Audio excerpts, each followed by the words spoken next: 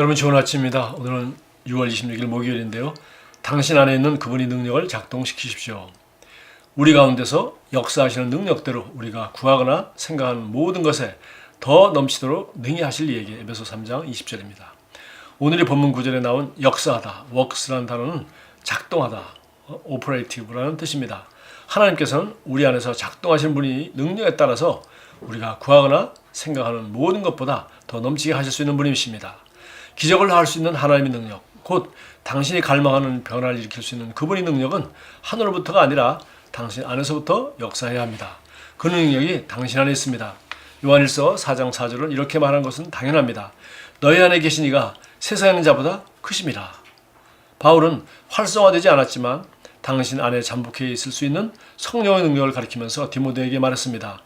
네 속에 있는 하나님의 은사를 다시 불릴듯하게 하기 위하여 라고 말했습니다. 디모데후서 1장 6절. 그는 에베소서 6장 10절에서도 말했습니다.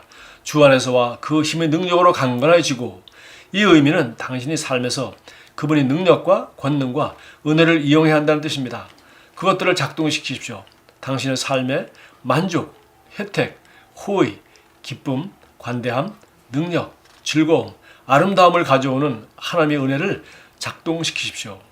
사도 바울은 고린도의 그리스도인들에게 하나님의 은혜를 헛되이 받지 않도록 충고하는 편지를 썼습니다. 어떤 사람들은 하나님의 은혜를 헛되이 받았습니다. 고린도후서 6장 1절이죠.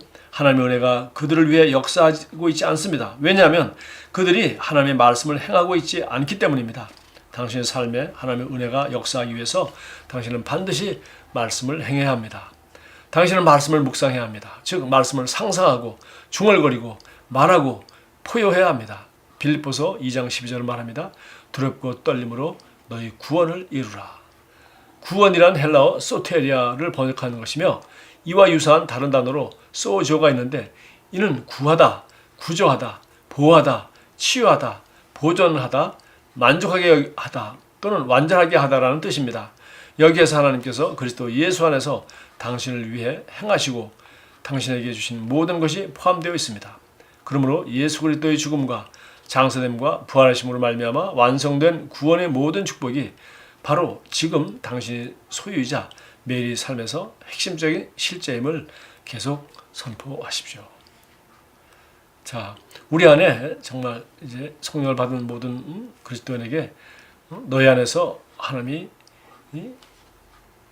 여기 역사하시기 때문에 우리 가운데서 역사하시는 능력대로, 하나님이 하나님 밖에서 맘 놓고 하는 것이 아니라 우리 안에서 역사하시는 능력대로 우리가 구하거나 생각하는 것에 넘치도록 하신다는 말을 했거든요. 그러니까 우리는 성령은 하나님이시고 우리가 성령을 받으면 하나님이 여기 우리 안에 계시는데, 그분은 하나님의 모든 잠재적인 능력과 지혜와 모든 것을 다 가지고 계신 분이죠.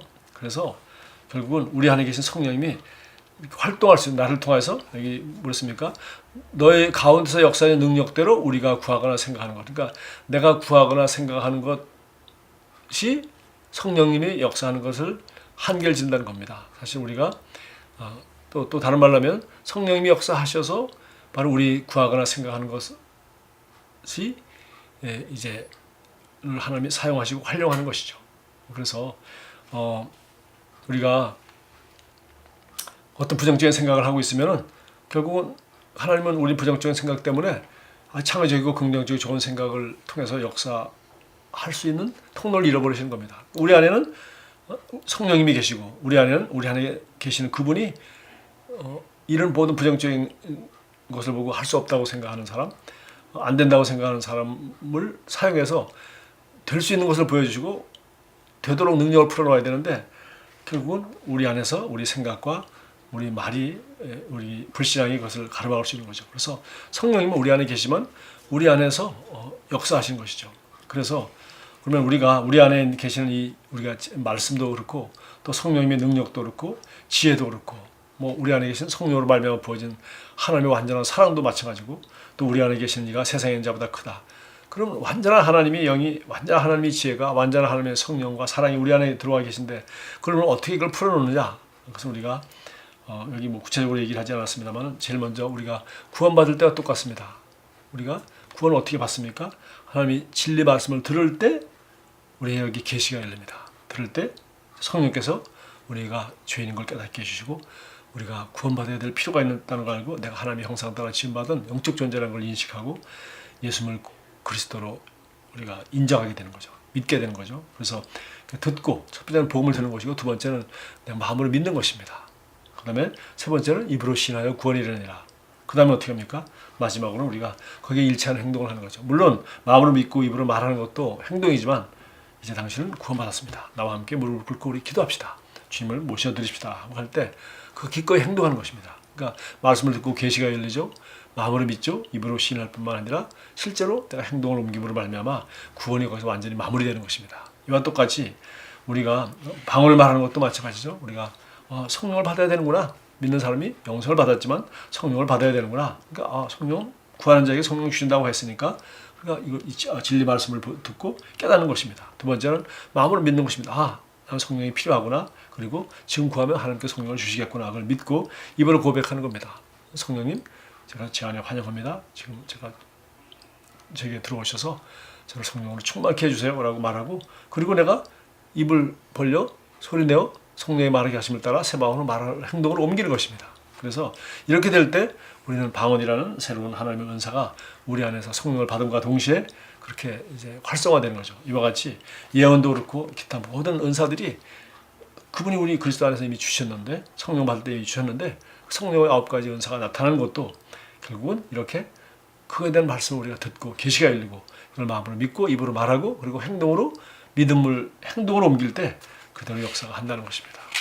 이것을 우리가 아주 활성화의 내다게 단고로 꼭 외워두시면 좋겠습니다. 기도하겠습니다. 사랑하는 아버지, 제 영의 구원을 가져오신 아버지의 은혜에 감사드립니다. 그 은혜가 제 삶의 만족, 혜택, 호의, 기쁨, 관대함, 능력, 즐거움, 아름다움을 가져옵니다. 저는 오늘 제게 있는 아버지의 능력, 은혜의 속성을 최대한으로 활용하며 그리스도 안에서 지금 제게 있는 의와 통치의 생명을 인식합니다. 예수님의 이름으로 기도합니다. 아멘. 좋은 하루 되십시오.